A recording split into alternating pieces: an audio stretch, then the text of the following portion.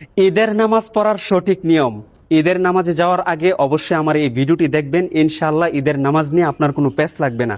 প্রথমে ইমামের পিছনে দাঁড়ানোর পর আপনি নিয়ত করবেন যে আমি মুক্তাদি হইয়া এই ইমামের পিছনে অতিরিক্ত 6 তাকবীরের সাথে ঈদুল ফিতরের 2 রাকাত ওয়াজিব নামাজ আদায় করিতেছি। আল্লাহু আকবার।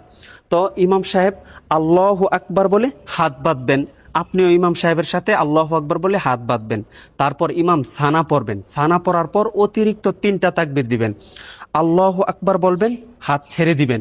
দ্বিতীয় তাকবীর আল্লাহু আকবার বলবেন, হাত ছেড়ে দিবেন। তৃতীয় তাকবীরের মাথায় আল্লাহু আকবার বলে হাত বেঁধে নেবেন। তারপরে ইমাম সাহেব সূরা ফাতিহা এবং অন্য আরও একটি সূরা মিলিয়ে রুকু সিজদা কমপ্লিট করে দ্বিতীয় রাকাতের জন্য দাঁড়াবেন।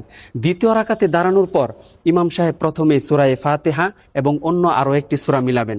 সূরা মিলানোর পর রুকুতে যাওয়ার পূর্বে অতিরিক্ত আরও 3টা তাকবীর দিবেন। আল্লাহু আকবার বলবেন, হাত ছেড়ে দিবেন। দ্বিতীয় তাকবীর আল্লাহু আকবার বলবেন, ইমাম সাহেব হাত ছেড়ে দিবেন।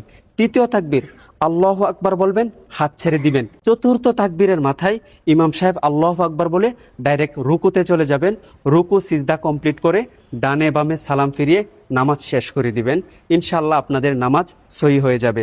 আর এই ভিডিওটি সর্বোচ্চ শেয়ার করে দিবেন যেন সকল মানুষ ঈদের নামাজটি শিখতে পারে ইনশাআল্লাহ।